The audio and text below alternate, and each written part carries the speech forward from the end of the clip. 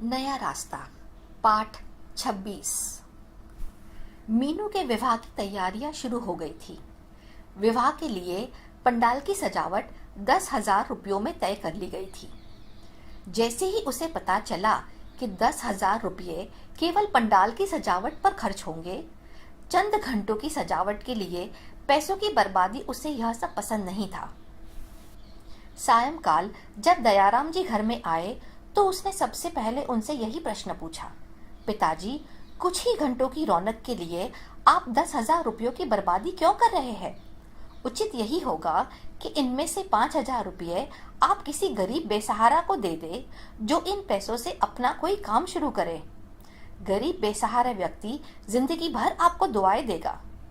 ये सब बातें मीनू एक ही सांस में बोल गई।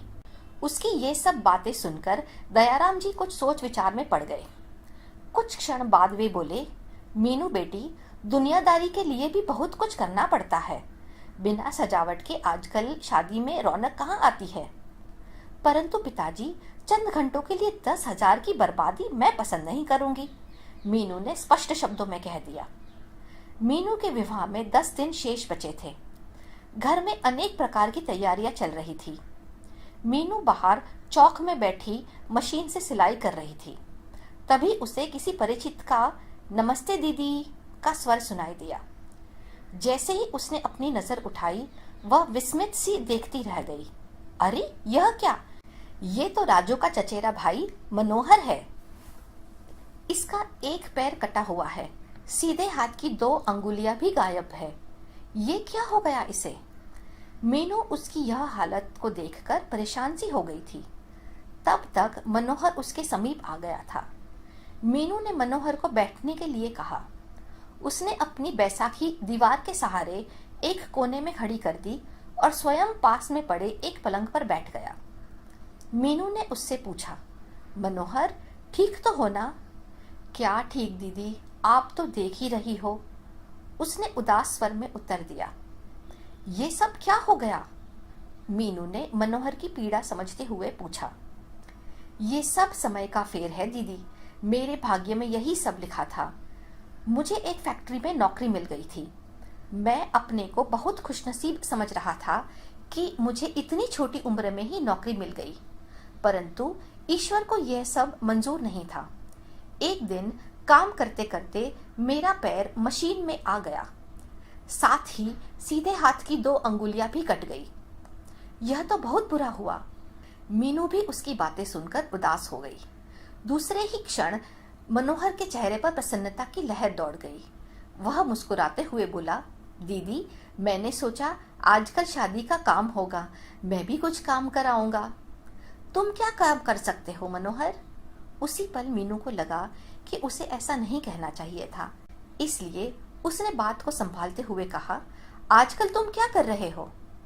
मैं तो घर में ही खाली बैठा हूँ दीदी, मुझ अपाहिज को कौन नौकरी देगा? मनोहर के इन शब्दों में मजबूरी का एहसास स्पष्ट था। मीनू के हृदय में बचपन से ही अपंगों के लिए दया की भावना थी, परंतु मनोहर को वैसे भी वह बचपन से ही जानती थी, इसलिए उसकी यह हालत उससे देखी नहीं जा रही थी। मीनू ने मन ही मन निश्चय किया कि वह किसी न किसी रूप में मनोहर की सहायता अवश्य करेगी।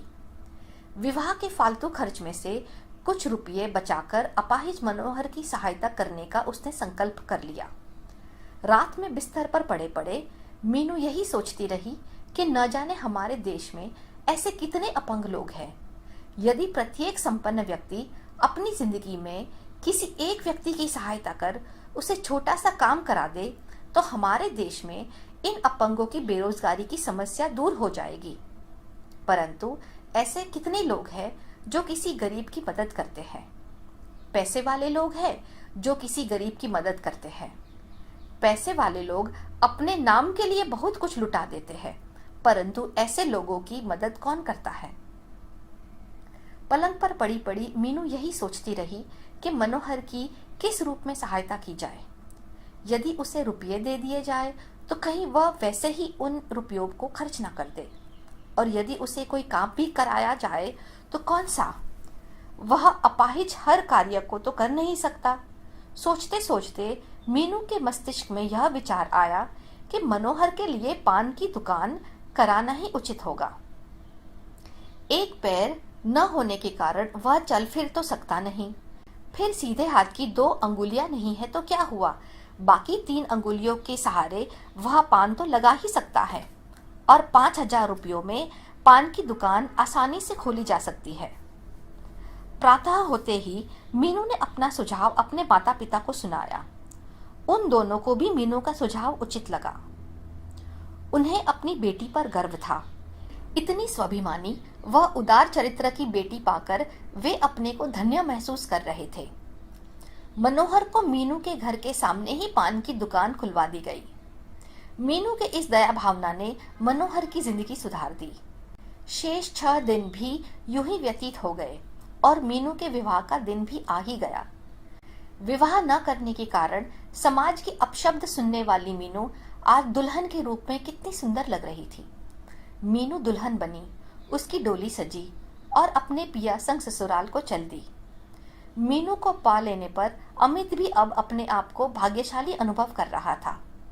दुल्हन के रूप में सजी मीनू आज साधारण मीनू नहीं, वरन एक प्रसिद्ध वकील मीनू थी, जिसने आत्मविश्वास व लगन से विशेष ख्याति प्राप्त कर ली थी। आज वह अपनी इस मंजिल तक पहुंच चुकी थी जिसकी उसे तलाश थी।